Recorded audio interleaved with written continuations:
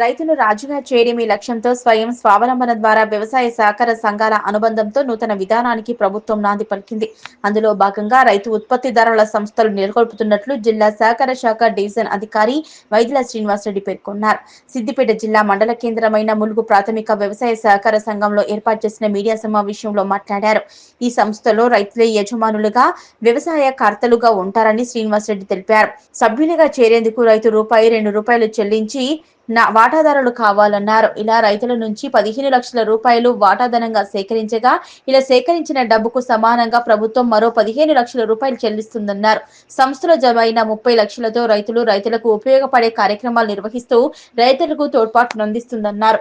రైతులు పండించిన పంటలకు మార్కెటింగ్ సౌకర్యం అందించి సహకార సంఘాలకు బాసటగా నిలుస్తాయన్నారు.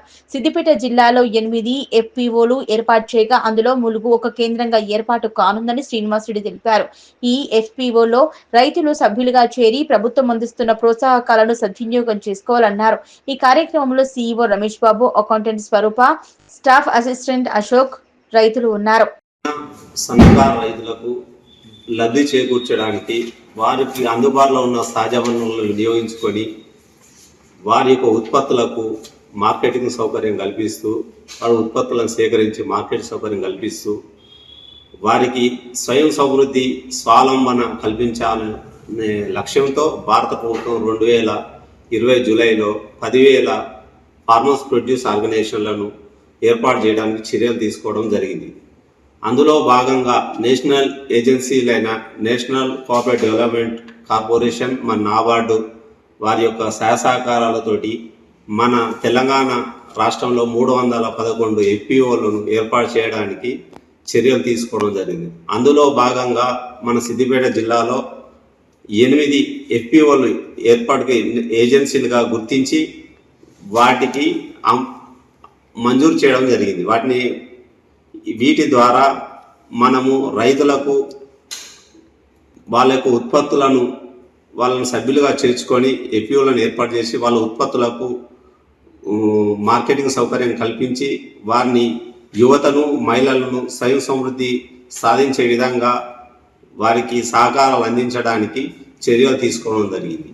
దీనిలో భాగంగా రాష్ట్ర కోఆపరేషన్ యూనియన్ వారు క్లస్టర్ బేస్డ్ బిజినెస్ ఆర్గనైజేషన్ వారి ఆధ్వర్యంలో బిజినెస్ ప్రణాళికలను తయారు చేసి రైతులను సభ్యులుగా చేర్చి వారి యొక్క వాటాదానాన్ని సేకరించి దానికి మ్యాచింగ్ గ్రాంటు అందించడం ద్వారా బిజినెస్ ప్రణాళికలను తయారు చేసి 18 నెలల కాల వ్యవధిలో DPRను రూపొందించి మనము బిజినెస్ మోడల్ను తయారు చేసి మనం అమలు పరచడం జరుగుతుంది.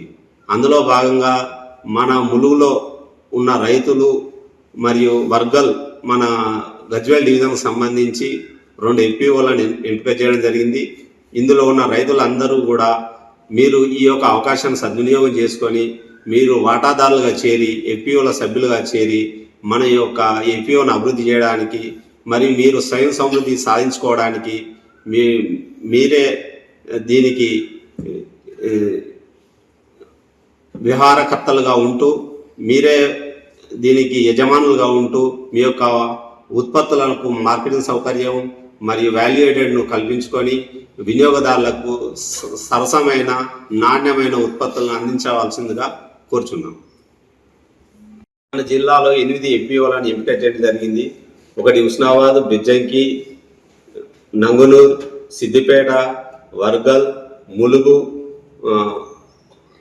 కోహెడ మరియు రేవర్తి సంఘాలను ప్యాక్స్ను ఎంపిక చేయడం. వీరికి అనుబంధంగా FPOలు పనిచేయడం జరుగుతుంది.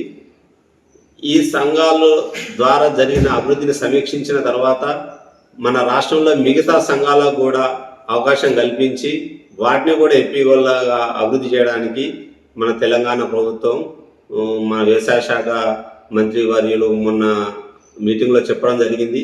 కాబట్టి ఈ అవకాశాన్ని అందరూ వినియోగించుకోవాల్సిందిగా కోరుచున్నాం. రైతు కూడా ఇందులో సభ్యులు చేరడానికి అర్హుడే. ప్రతి రైతు కూడా ₹2,000 వాటాదానం చెల్లించి సభ్యులుగా చేరవలసిందిగా కోరుచున్నాం.